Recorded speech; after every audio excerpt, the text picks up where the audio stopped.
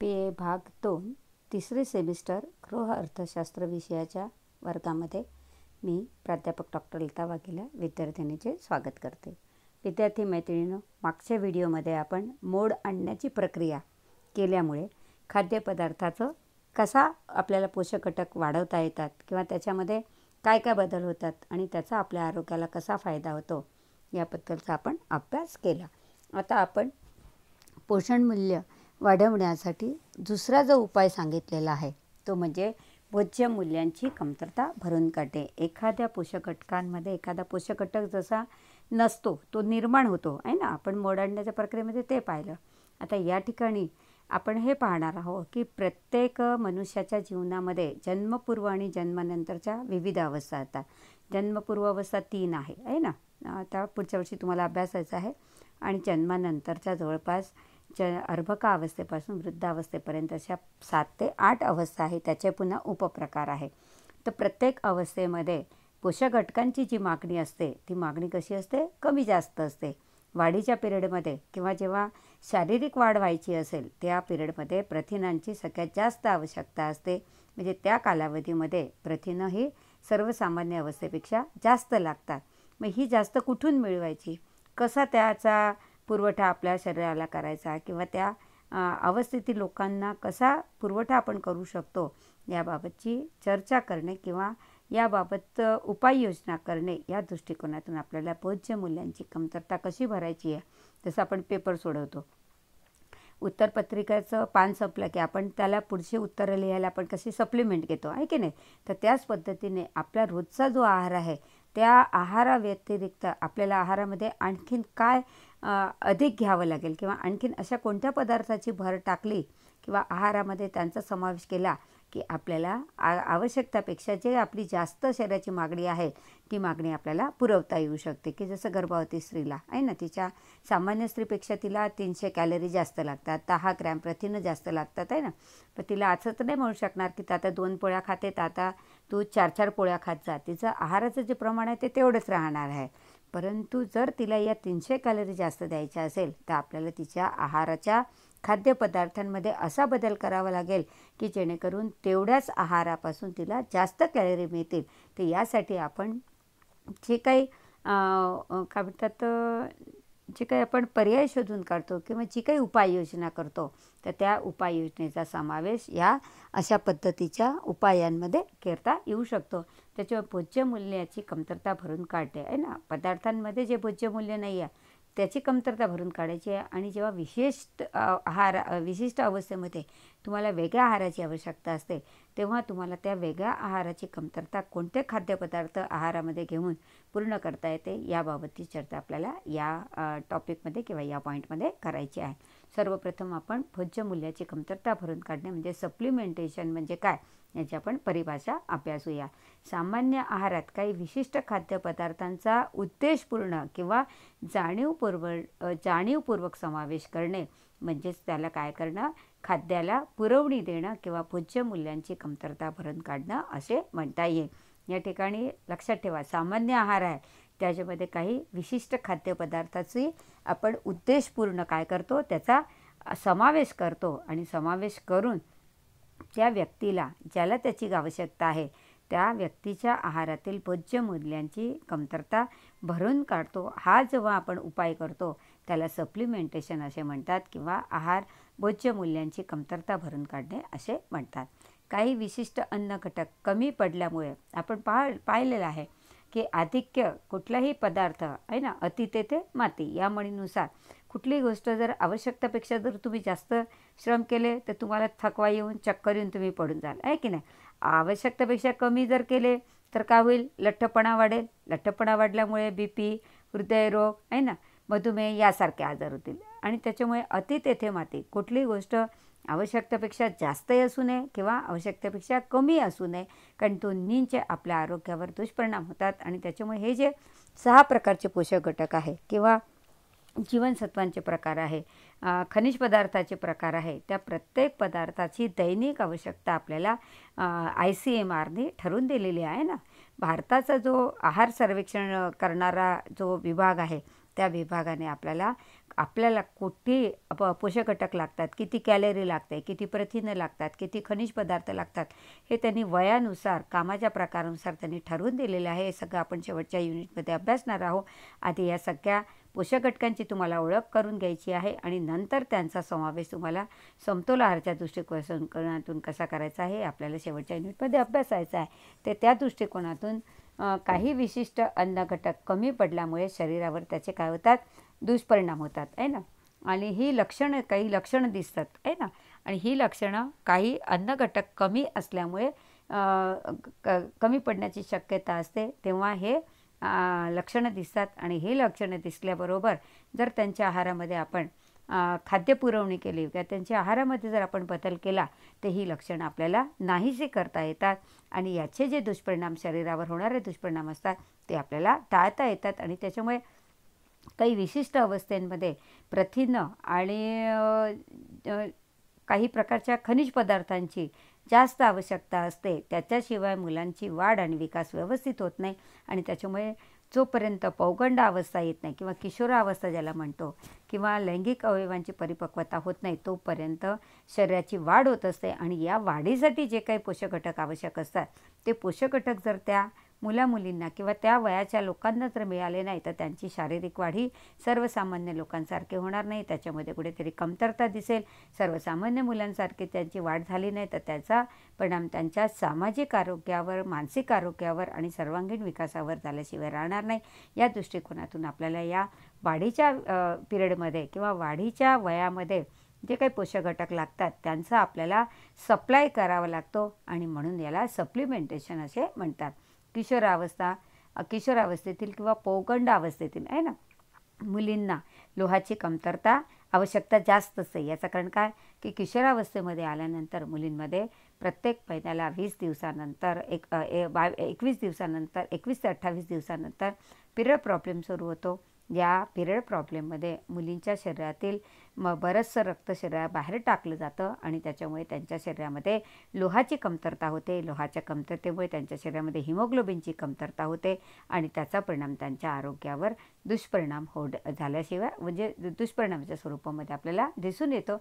आणि त्याच्यामुळे या मुलींना लोहाची आवश्यकता जास्त असते हे आपल्याला माहिती असल्यामुळे आपण जर त्या पिरियडमध्ये त्यांना जास्तीत जास्त लोह आणि जास्तीत जास्त प्रथिनयुक्त पदार्थांचा जर त्यांच्या आहारामध्ये समावेश केला तर ही जी कमतरता आहे ती आपल्याला भरून काढता येते. म्हणजे आपण त्यांना आहाराच्या माध्यमातून काय देतो, पुरवणी करतो आहाराची, जेणेकरून त्यांच्या शरीरामध्ये कुठल्याही पोषक घटकांची कमतरता होणार नाही किंवा त्याचे दुष्परिणाम त्यांच्या शरीरावर होणार नाही किंवा आरोग्यावर होणार नाही. याची आपण या पद्धतीने काळजी घेऊ शकतो. ज्या खाद्यपदार्थामध्ये म्हणजे अशा वेळेस ज्या खाद्यपदार्थामध्ये लोह आणि प्रथिन अधिक प्रमाणात आहे अशा खाद्यपदार्थाचा पुरवणी म्हणून जर त्यांच्या आहारामध्ये समावेश केला किंवा त्याच्या मुख्य आहारासोबत जर या पदार्थांचा समावेश केला किंवा या पदार्थांची जर काय म्हणतात मुख्य पदार्थासोबत जर जोडणी केली किंवा हे पदार्थ जर जोडीला दिले तर निश्चित त्यांच्या आहारातील लोह आणि प्रथिनांची कमतरता भरून निघेल आणि ती मुलं चांगल्या प्रकारच्या प्रकृतीची, चांगली आरोग्य, हेल्दी अशी किशोर समाजामध्ये तयार होतील. आणि किशोर जर हेल्दी असेल, किशोर जर निरोगी असेल तर देशाला चांगले नागरिक मिळतील. आणि या दृष्टिकोनातून आपल्याला देशासाठी चांगले नागरिक घडवायचे आहे. मग ते मुली असो किंवा मुलं असो. मुलींवर तर दुहेरी जबाबदारी असते. किशोरावस्थेनंतर लग्न होऊन त्यांना पुढची पिढी निर्माण करायची असते. या दृष्टिकोनातून तिची लैंगिक अवयवांचा योग्य वाढ आणि विकास होईल, ते स्वस्थ होईल, निरोगी होईल. अशा पद्धतीने जर तिला आहार पोहोचवला किशोरावस्थेमध्ये तर निश्चित ती पुढच्या वैवाहिक जीवनानंतर जेव्हा ती आपल्या मुलांना जन्म देते तेव्हा तिचं आरोग्य हे चांगलं राहतं आणि ती निरोगी आणि निकोप मुलांना जन्म देते. या दृष्टिकोनातून त्यांच्या आहारामध्ये आपल्याला लोह आणि प्रथिनांची भरपाई करायची आहे किंवा लोह आणि प्रथिनांचा पुरवठा चांगल्या प्रकारे करायचा आहे. यासाठी आपण त्यांना पुरेशा प्रमाणामध्ये पालेभाज्या द्याव्या लागतात. या पालेभाज्या देतानासुद्धा काही विशिष्ट प्रकारच्या भाज्यांचा जर त्यांच्या आहारामध्ये समावेश केला वेगवेगळ्या खाद्यपदार्थाच्या माध्यमातून किंवा वेगवेगळ्या व्यंजनाच्या माध्यमातून तर निश्चित त्यांना चांगल्या प्रकारे लोह आणि प्रथिनांचा पुरवठा होईल आणि त्यांच्या शरीरामध्ये कुठल्याही प्रकारच्या पोषक घटकांच्या कमतरतेचे अभावाचे दुष्परिणाम दिसणार नाही. यासाठी त्यांच्या आहारामध्ये पुदिन्याचा वापर करायला पाहिजे. त्याच्यानंतर धोप्याची पानं आहे, शेपूचा वास किशोरांना आवडत नाही, काही लोकांना आवडत नाही, तर शेपूच्या सोबत जर तुम्ही एखादी डाळ जर भिजून त्याच्यामध्ये मुगाची डाळ आहे, चण्याची डाळ आहे, तुरीची डाळ आहे, याच्यासोबत जर तुम्ही शेपूचा वापर केला तर निश्चित ती भाजी ते खाऊ शकतील. त्याला वेगळ्या प्रकारचे जर मसाले फ्लेवर तर वेगळ्या प्रकारचे टाकले, वेगळ्या पद्धतीने जर तयार केल्या तर किशोर ही मुलं ही भाज्या आरामाने आवडीने खातील. आणि त्याच्यामुळे हे जे कौशल्य आहे हे कौशल्य घरातील स्त्रीचं असतं. स्त्री जितकी काय म्हणतात पाककलेमध्ये प्रवीण असेल तेवढे ती आपल्या कुटुंबातील सदस्यांना चांगले चांगले पदार्थ खाऊ घालू शकते आणि चांगल्या प्रकारचं घरातल्या लोकांचं आरोग्य ती ठेवू शकते. त्याचप्रमाणे आपण जर त्या वरच्या पदार्थांचा विचार केला तर जवळपास 100 ग्रॅम पुदिन्यांमध्ये 15.6 मिलीग्रॅम लोह आढळतं. 100 ग्रॅम आळीव म्हणजे मोहरीसारखे बिया असतात, त्याला काय म्हणतात पाण्यामध्ये किंवा नारळाचं जे पाणी असतं, ओल्या नारळाचं पाणी त्याच्यामध्ये भिजवलं जातं आणि ते फुगतात आणि फुगल्यानंतर त्याचा खीर किंवा लाडू आणखीन काही वेगळे पदार्थ त्याचे तयार जर केले आणि ते जर तुम्ही मुलांना दिले तर मुलं आवडीने ते पदार्थ खातात. आणि 100 ग्रॅम आळीवाचा वापर जर तुम्ही त्यांच्या आहारामध्ये केला तर त्यांना 10 मिलीग्रॅम लोह सर्वसाधारण मुलांपेक्षा किंवा सर्वसाधारण आहारापेक्षा तुम्हाला देता येतं. त्याच्यानंतर शेपूची भाजी जर 100 ग्रॅम त्यांनी खाली तर त्यांना 17.4 मिलीग्रॅम लोह आढळतं. म्हणजे पहा, लोहाचं प्रमाण हे 10पेक्षा जास्त आहे या तिन्ही पदार्थामध्ये. त्याच्यामुळे या तिन्ही पदार्थाचं कुठल्याही पदार्थाच्या स्वरूपामध्ये, कुठल्याही व्यंजनाच्या स्वरूपामध्ये जर त्यांच्या आहारामध्ये जर तुम्ही समावेश करून दिला तर निश्चित किशोरांना लोहाचा जो काही मुलींना लोहाची जी कमतरता असते किंवा लोहाची जी आवश्यकता असते पिरियड प्रॉब्लेमसाठी ती तुम्हाला भरून काढता येऊ शकते. पुरवणीतील खाद्यपदार्थांमध्ये इतर पदार्थाच्या तुलनेमध्ये पोषणाच्या तुलनेने ते कसे असायला पाहिजे, समृद्ध असायला पाहिजे. भाज्यांमध्ये 100 ग्रॅम जर आंबट चुक्याची भाजी जर तुम्ही तिला दिली तर 0.75 मिलीग्रॅम तिला लोह मिळतं. मेथीचा जर मेथी या पालेभाजीचा जर तुम्ही आहारात वापर केला 100 ग्रॅम तर 1.9 मिलीग्रॅम एवढं तिला लोह मिळू शकतं.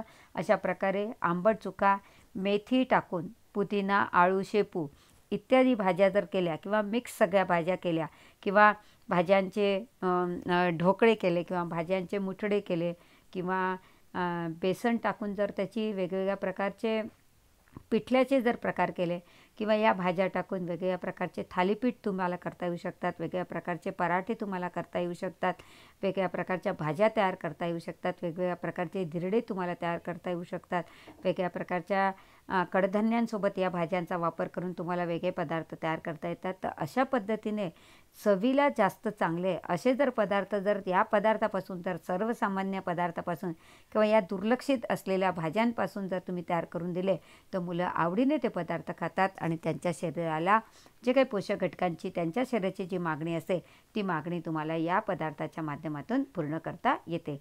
पालेभाज्यांमध्ये 100 ग्रॅम कॅल्शियम, 100 ग्रॅम मेथीमध्ये जवळपास काय म्हणतात 395 मिलीग्रॅम काय असतं, कॅल्शियम असतं.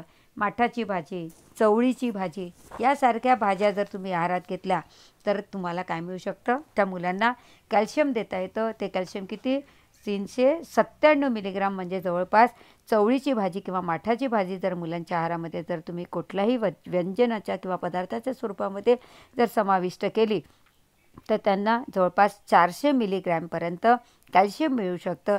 जे कॅल्शियम त्यांच्या हाडाच्या विकासासाठी किंवा त्यांच्या शरीराच्या बांध्यासाठी आहे ना, शरीरी यष्टीसाठी किंवा ज्याला आपण पर्सनॅलिटी म्हणतो आहे ना, तर तो बांधा निर्माण करण्यासाठी उपयोगी पडतात. शेवग्याची पानं आहे ना, शेवग्याच्या शेंगा त्याच्यामध्ये कॅल्शियम भरपूर प्रमाणामध्ये, त्याला मोरिंगो म्हणतात आहे ना, तर त्याचं अलीकडे वेगवेगळ्या प्रकारचे त्याच्या पानांच्या पावडरी तयार केल्या जातात. आणि जसं आपण कोथिंबीर किंवा आपण काय म्हणतो मेथी वाळवून कसुरी मेथी जी तयार करतो तर त्या पद्धतीने जर तुम्ही शेवग्याची पानं वाळवली आणि त्याची पावडर जर वेगवेगळ्या पदार्थामध्ये एक चिमूटभर जरी टाकली किंवा चहाचा चमचा एक सजावट म्हणून किंवा त्याचा फ्लेवर येण्यासाठी जर टाकली तर त्यांना भरपूर प्रमाणामध्ये कॅल्शियम मिळू शकतं. जो कडुलिंब आपण 2 बोटांनी उचलून कढीतनं किंवा एखाद्या पदार्थातनं काय म्हणतात चहातल्या माशीसारखा बाजूला फेकून देतो तो कडुलिंबसुद्धा तुम्हाला 100 ग्रॅम कडुलिंबाचा जर तुम्ही वापर केला, आता वर पाहिलं आपण की पुदिना, कडुलिंब आहे ना,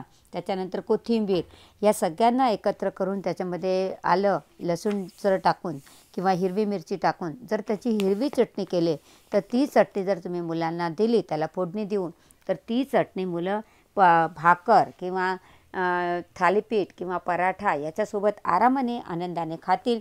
किंवा मग पाणीपुरीमध्ये समजा या चटण्यांचा किंवा या हिरव्या चटणीपासून जर पाणीपुरीचं पाणी जर तुम्ही तयार केलं, तर पाणीपुरीसोबत हे सगळे पदार्थ त्यांच्या शरीरामध्ये जाईल आणि त्यांना भरपूर प्रमाणामध्ये लोह, प्रथिनं आणि कॅल्शियमचा पुरवठा होईल. आणि जेणेकरून त्या मुलांचं जे काही वाढीचं वय आहे त्याच्यासाठी जे काही पोषक घटक लागतात ते त्यांना चांगल्या प्रकारे मिळून त्यांचं शारीरिक आरोग्य चांगलं राहील, त्यांचा वाढ आणि विकास चांगल्या प्रकारे होईल. तर अशा पद्धतीने भोज्य मूल्य पुरवून पोषणाच्या दृष्टिकोनातून अधिक सकस आहार जर त्या मुलांना दिला, खाद्यपदार्थाची अशा खाद्यपदार्थाची निवड जर केली, तर मुलांना निश्चित सकस आहार मिळेल आणि अशी मुलं चांगल्या प्रकारे त्यांचा शारीरिक विकास होऊन तंदुरुस्त आणि निरोगी मुलं काय म्हणतात समाजाला मिळतील. आजारी व्यक्तीस विशिष्ट घटकाची पुरवणी त्याच्या झालेल्या आजाराप्रमाणे करावी लागते. की समजा जर अशा मुलींनी, किशोरावस्थेतील मुलींनी नेहमी जर हे आवडतं ते आवडत नाही, अशा प्रकारे काही विशिष्ट प्रकारच्या पालेभाज्या त्या खातच नाही, आहारातच घेत नाही आणि त्या दिल्याही जात नाही, त्यांना फोर्सही केलं जात नाही आणि त्याच्यामुळे जर असे पदार्थ जर सतत कमी राहिले तर त्याचा त्यांच्या आरोग्यावर दुष्परिणाम होतो आणि त्या पोषक घटकांच्या कमतरतेमुळे त्यांना वेगवेगळ्या प्रकारचे आजार होतात. जसं लोहाची कमतरता झाली तर किशोरावस्थामध्ये, गर्भावस्थामध्ये आणि दुग्धसर्जन कालामध्ये स्त्रियांना रक्तक्षय, एनिमिया आजार होतो. भारतामध्ये जवळपास 70% महिला, 60 ते 70% महिला रक्तक्षयाने ग्रासलेल्या असतात. त्यांच्या शरीरामध्ये लोहाची कमतरता असते, हिमोग्लोबिनची कमतरता असते. हिमोग्लोबिन कमी असणं म्हणजे लोह कमी असणं आणि त्याच्यामुळे या लोहाचा पुरवठा करण्यासाठी तुम्ही लोखंडी तवा, लोखंडी सराटा, लोखंडी कढई यांचा वापर करा. हे पदार्थ जे तयार करता, आतापर्यंत आपण जे लोहयुक्त पदार्थ पाहिले ते पदार्थ तयार करताना काय म्हणतात हिंडलिमच्या ऐवजी जर तुम्ही लोखंडी कढईमध्ये लोखंडी सराट्याचा वापर करून जर हे पदार्थ तयार केले आणि थालीपीठ करताना काय म्हणतात लोखंडी तव्याचा जर तुम्ही वापर केला, सराट्याचा वापर केला, तर या पदार्थाच्या घर्षणानेही त्याच्यामध्ये थोड्याफार प्रमाणामध्ये लोह उतरतं.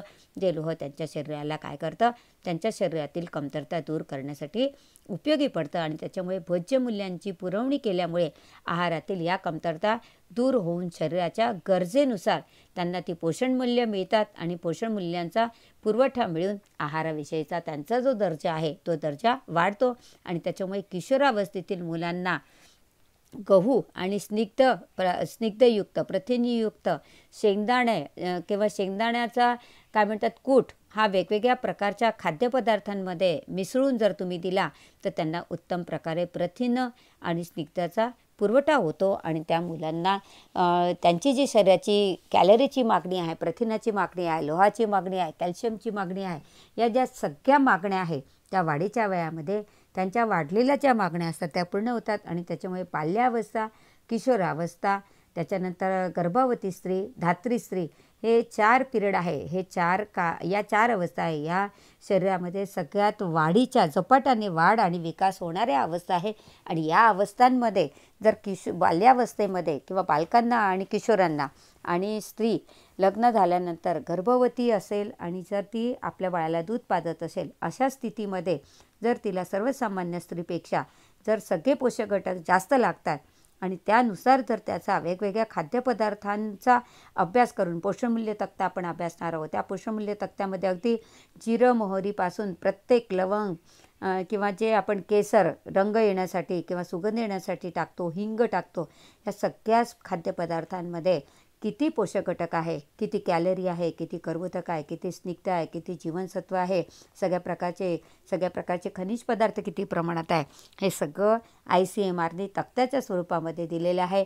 या तक्त्याचा जर तुम्ही अभ्यास केला आणि त्यानुसार जर तुम्ही तुमच्या घरातील बालकांना, किशोरांना, गर्भवती स्त्रीला आणि धात्री स्त्रीला जर आहार दिला किंवा आहारामध्ये त्या खाद्यपदार्थांचा त्या पद्धतीने जर समावेश केला तर निश्चित तुमच्या घरातील सर्व सदस्यांना, या वाढीच्या आणि विकासाच्या वयातील सर्व सदस्यांना पोषक घटकांचा, पोषण मूल्यांचा, भोज्य मूल्यांची काय होईल कमतरता किंवा सप्लिमेंट किंवा पुरवणी म्हणून तुम्हाला त्या पदार्थांचा जर आहारात समावेश केला तर निश्चित त्यांचं आरोग्य चांगलं ठेवण्यासाठी तुम्ही कुठेतरी अप्रत्यक्षरित्या मदत करता. आणि त्याच्यामुळे आहार आयोजन करताना आपण कोणासाठी आहार आयोजन करत आहे याचा, त्याचं वय, त्याचं लिंग, त्याच्या कामाची पद्धत, तो कुठे राहतो, तिथलं हवामान, त्याची आर्थिक परिस्थिती कशी आहे, त्याची शारीरिक स्थिती कशी आहे, या सगळ्या गोष्टींचा विचार करून जर त्याच्यासाठी समतोल आहार जर आपण तयार केला आणि तो समतोल आहार त्याला जर रोजच्या रोज द्यायचा जर प्रयत्न केला तर मला नाही वाटत की त्याच्या आरोग्याच्या कुठल्याही प्रकारच्या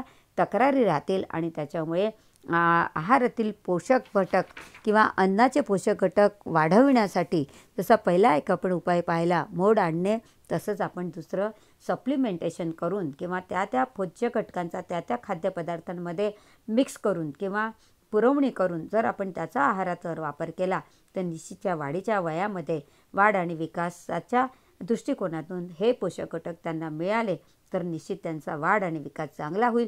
आणि वाढ आणि विकास जर चांगला झाला तर निश्चित देशाला चांगले नागरिक मिळतील. चांगले नागरिक देणे हे कुटुंबातील स्त्रियांचं कर्तव्य आहे, गृहिणीचं कर्तव्य आहे. या दृष्टिकोनातून घरातील सर्व सदस्यांना समतोल आहार मिळेल या दृष्टिकोनातून जर प्रत्येक स्त्रीने घराचं रोजचं सकाळचा नाश्त्यापासून तर रात्रीच्या जेवणापर्यंत आहार आयोजन केलं तर प्रत्येक लोकांना, घरातील प्रत्येक सदस्याला पोषक असा आहार मिळेल, समतोल आहार मिळेल. त्या समतोल आहाराचा त्यांच्या निकोप आरोग्य किंवा त्यांचं आरोग्य चांगलं ठेवण्यासाठी वाढ आणि एकूण व्यक्तिमत्व विकासाच्या दृष्टिकोनातून निश्चित फायदा होईल. तर अशा पद्धतीने आपण सप्लिमेंटेशन करूनसुद्धा पोषणाचा दर्जा वाढवू शकतो किंवा आवश्यकतेनुसार आपण पोषक घटक कमी जास्त त्यांना देऊन त्यांचं आरोग्य निरोगी ठेवू शकतो. आणि या कामासाठी अन्न आणि पोषण हा जो अभ्यासक्रम आहे किंवा ही जी शाखा आहे ती तुम्हाला फार उपयोगी असते. या शाखेचा सविस्तर अभ्यास जर तुम्ही केला तर तुम्हाला रोज जेवताना तुम्ही काय जेवून राहिलेलं आहे याचा तुम्ही विचार कराल. आणि विचार केल्यानंतर तुम्हाला तुमच्या ज्या काही चुकीच्या सवयी आहेत त्या चुकीच्या सवयी तुम्हाला दूर करून तुम्हाला आरोग्याच्या दृष्टिकोनातून चांगल्या सवयी तुम्हाला लावता येऊ शकतात. त्याच्यामुळे विद्यार्थी मैत्रिणींनो, सगळ्या प्रकारच्या भाज्या काय, जसं औषध कडू असतं तरी आपण बरं होण्यासाठी औषध खातो, तसं हे पदार्थ मला माहिती आहे आवडत नाही, मलाही नाही आवडत, परंतु आरोग्याच्या दृष्टिकोनातून जर या पदार्थांना जर तुम्ही तुमच्या आहारामध्ये जर समावेश केला या पदार्थांचा तर तुम्हाला कधीही औषधं किंवा तुम्ही कधी आजारी पडणार नाही, कधी तुम्हाला दवाखान्यात जावं लागणार नाही आणि कधी कडू औषध खावं लागणार नाही. आणि त्यामुळे तुमचं आरोग्य हे तुमच्या हातात आहे. तुमच्या सवयी तशा चांगल्या तयार करा. खाण्याच्या पिण्याच्या दृष्टिकोनातून फास्ट फूड खाऊ नका, जंक फूड खाऊ नका. हे जे सगळे पॅकेटमध्ये पदार्थ मिळतात ते कमी खा, कारण ते आपल्या आरोग्याला घातक असतात. ते फार जुने असतात, शिळे पदार्थ असतात. जे पदार्थ आपण महागड्या किमतीने विकत घेतो आणि खातो त्याच्यापेक्षा घरी बनवा, हेल्दी बनवा, ताजं खा आणि पोटभर खा आणि स्वतःचं आरोग्य जपा. अशा पद्धतीने आपण हे दुसरं जे काय म्हणतात भोज्य मूल्यांची कमतरता भरून काढणं, त्याला सप्लिमेंटेशन म्हणतो, हा जो उपाय आहे पोषक घटक वाढवण्याचा तो उपाय आपण या ठिकाणी अभ्यासला.